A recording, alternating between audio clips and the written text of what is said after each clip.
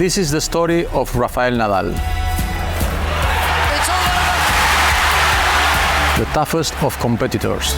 There's no one who plays the bigger matches better than Rafa. A remarkable champion. It's important you have a special feeling on court and you play with intensity, so that's really important for me. An idol to everyone in the locker room. That is ridiculous from Nadal. And an inspiration to millions of fans around the world. Nadal punishes him spectacularly. Rafael Nadal is a global superstar who transcended his sport for more than 20 years.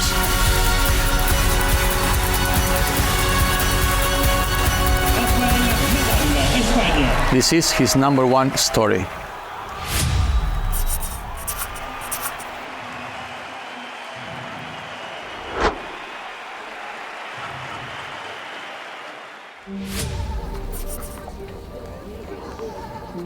Hailing from the beautiful Balearic Islands, the Nadal family's first love was football, not tennis. Nadal's uncle Miguel Angel was a footballer for Barcelona and Spain, and he signed his first professional contract the day Rafa was born. But from the age of 3, Rafa was taken down a different sporting path by another uncle, Tony. Tony was a tennis-playing taskmaster and taught Rafa technique, endurance and resilience at the Club de Tenis de Manacor.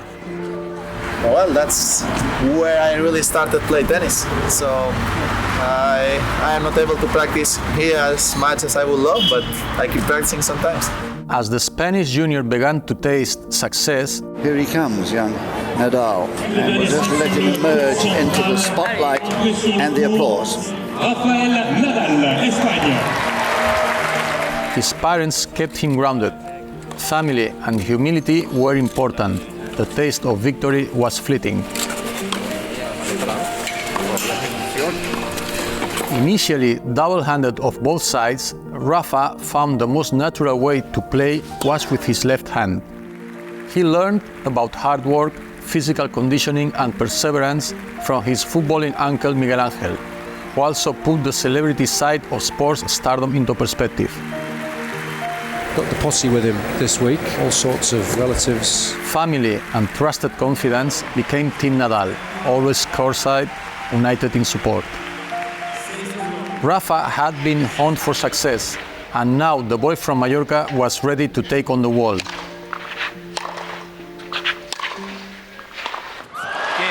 Setbacks, Nadal.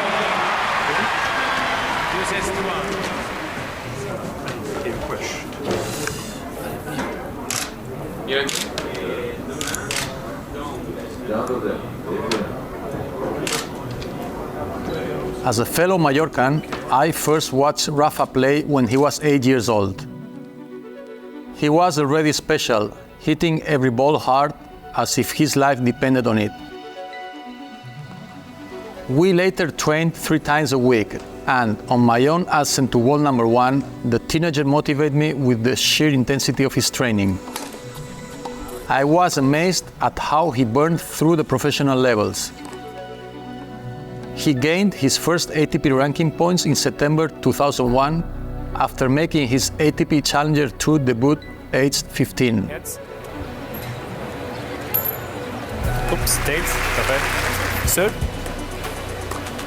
And by April 2003, he was a top 100 player after beating number 7 ranked Albert Costa at Monte Carlo Master. He was still only 16 years old.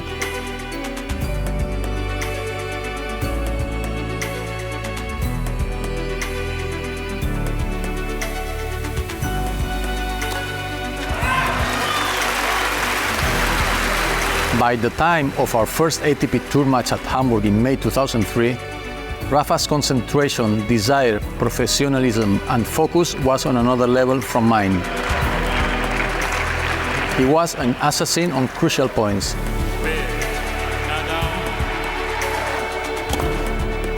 His concentration was absolute. And he's done it! It's called out. What a sensational moment this is. He had ambition without limits. An extraordinary occasion we're witnessing here. the 16-year-old has just put out one of the world's best players. In April 2005, Rafa broke into the top 10. He was just 18 years old. Weeks later, Rafa squared off against Guillermo Coria in Rome. It remains one of the greatest ATP Tour finals.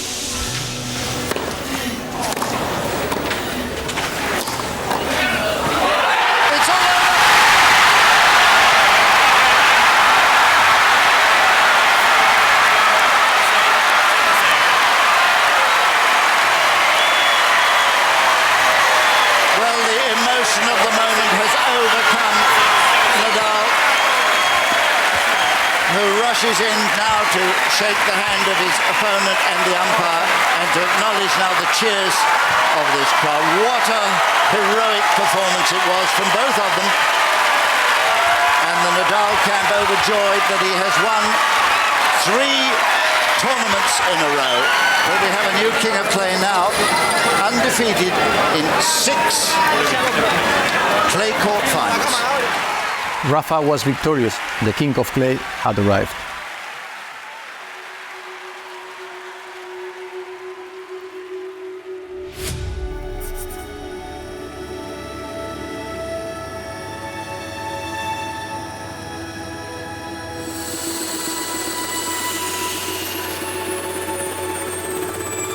Nadal's breakout season in 2005 was nothing short of astonishing. By the end of the year, he had plundered 11 ATP Tour titles and the Roland Garros crown. Ladies and gentlemen, Rafael Nadal.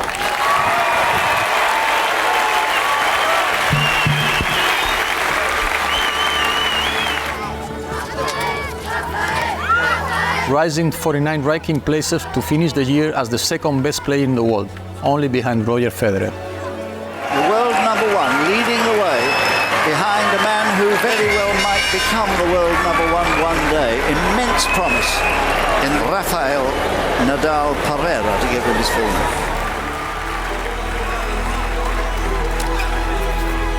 And in the following seasons, title-winning moments flowed relentlessly as Nadal's power, spin, and already iconic lasso forehand seemed to punish and intimidate his opponents.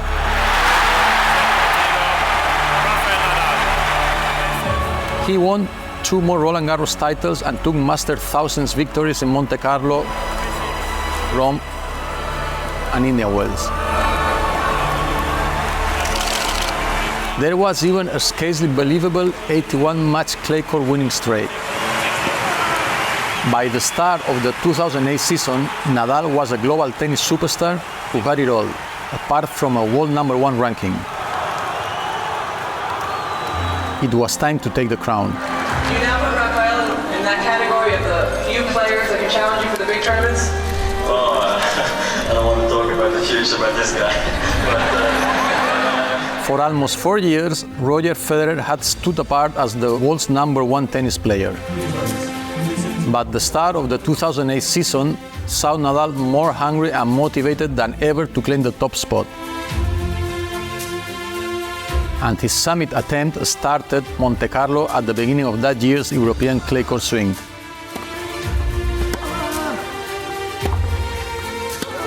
After a perfect run through the tournament, Nadal overcame Federer in a gripping final to win his 4th consecutive Monte Carlo title. The race to world number 1 was on.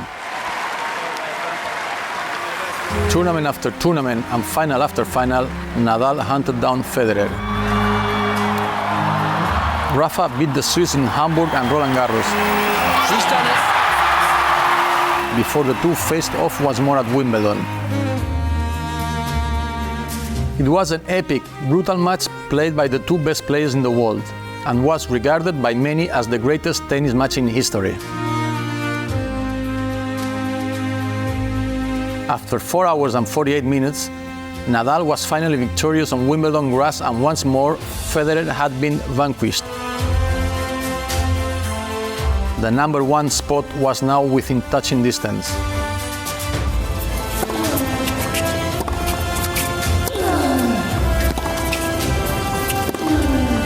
3 weeks later, Nadal won his final Masters 1000 of the season in Toronto.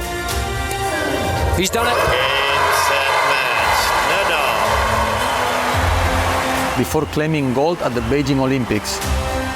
He's got that same invincibility that Federer's had for so long.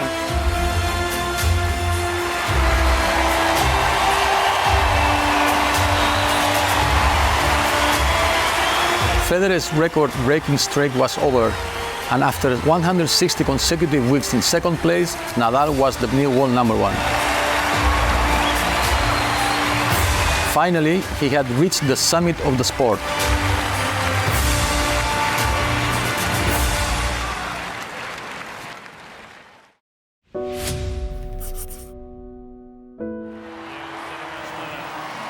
In early 2009, the new world number one took his first hardcore Grand Slam at the Australian Open. Rafael Nadal. Springtime clay court titles flowed as they always did, but in the early summer sun at his beloved Roland Garros, Rafa's season started to unravel. As he chased his 5th consecutive Roland Garros crown, Nadal came up against an inspired 25th seed in the shape of Sweden's Robin Söderling. His 4th round defeat was the first time he had ever lost on Paris clay. A month later, Rafa pulled out of Wimbledon due to tendinitis in his knees. Federer took victory and reclaimed the world number one spot. Rafa didn't win another ATP Tour title all year. Rafa's been a tough week for you, but... His injuries, along with his great rival, had finally caught up with him.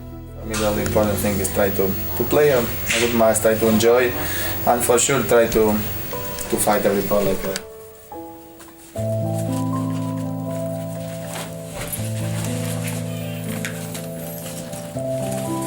In 2009, Nadal's grip on the tennis ball had seemingly faltered.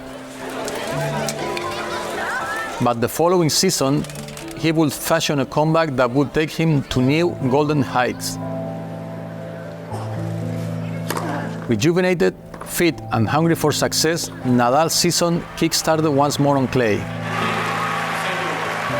An incredible treble of Masters 1000 titles culminated with victory over Federer in Madrid before he advanced to the Roland Garros final without dropping a set. Facing Robin Söderling once more, Nadal avenged his defeat from the previous year with a dominant victory, reclaiming the world number one spot in the process. Nadal was back on top of the tennis world, but he was far from finished. His second Wimbledon title was followed by his first at the US Open. Nadal was dominating, all-conquering. A career Golden Grand Slam, major titles on all 3 surfaces. The year-end world number one. His return to the top step was complete. Rafa was the best player in the world once more.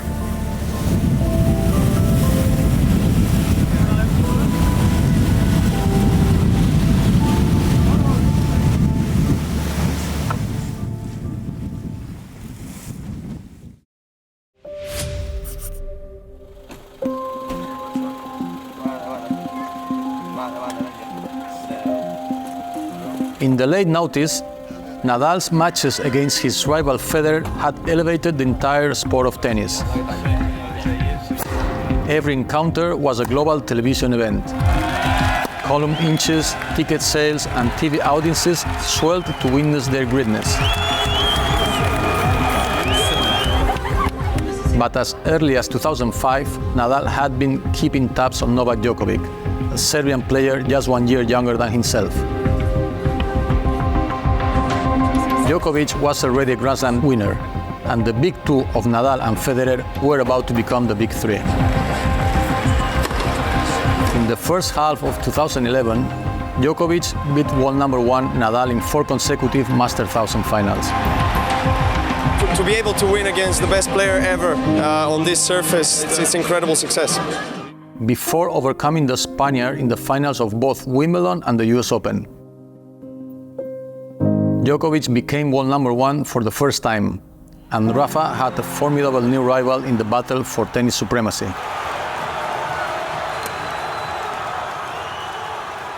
As Rafa plotted a return to the top of the game, his body held him back. Knee injuries disrupted his 2012 season, and although he was victorious once again at Roland Garros, by January 2013 he dropped out of the top 4 for the first time since 2005. But this was Rafa, and pain was nothing new.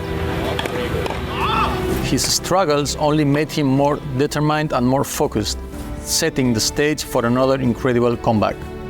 This time, his season flourished not just on the clay courts of Rome, Madrid, and Roland Garros, but on the hard courts of Indian Wells, Montreal, and Cincinnati too. In one of his best ever seasons, Nadal won an incredible 5 Masters 1000 titles, along with major wins at Roland Garros and the US Open. Dedicated to hard work, Rafa had succeeded in the pressure cooker of the Big Three era. Win or lose, he never left a tournament without feeling he had given it his best. It was a magical season, as Rafa won a total of 10 trophies from 14 finals and collected his third year-end #1 trophy. His pursuit of greatness knew no bounds. Have this trophy for me, with me again, is something that I never thought one year ago, so it means a lot to me. At 27 years old, Nadal had been at the top of the sport for a decade. He had traveled the globe, won almost every title tennis had to offer, and battled back from injury to stand as the best player in the world. But Rafa's love for the game of tennis kept him going, whilst his Big Three rivalry with Roger Federer and Novak Djokovic pushed him to unbelievable levels of performance, time and time again. That was an era of accumulation. In the final 10 years of his career, Rafa won 10 more Masters 1000 titles and 8 more Grand Slams. His final major win coming at his beloved Roland Garros at the age of 36, his 14th victory there in total.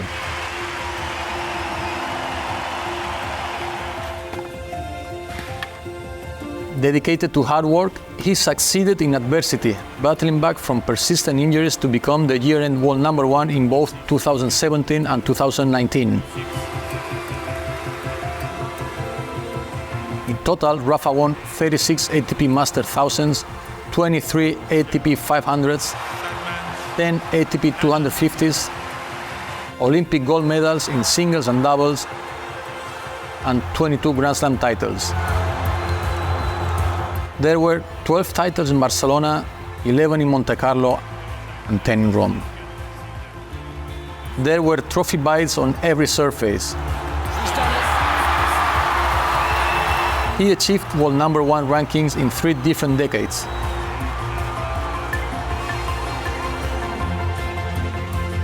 But for all his outstanding success, Rafa remained humble and grounded. His 92 tournament wins were his family's reward too. They were always supporting from the sidelines, the very foundation on which Rafa's drive and mental resilience was built.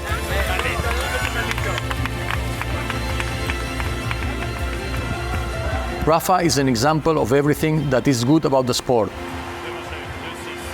A superstar player who continually looked to master his craft in spite of his achievements, untouched by his stardom. Always hungry for more.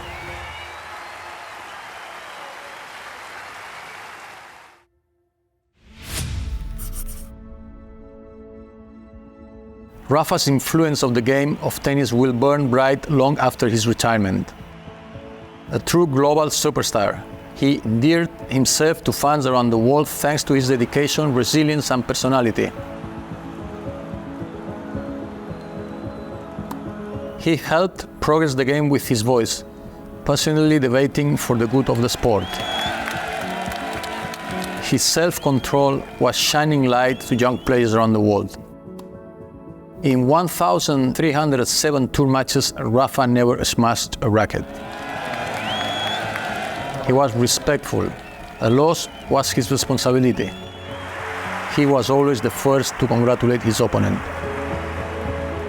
He was the ultimate fighter, tenacious, intense, and energetic in every single match.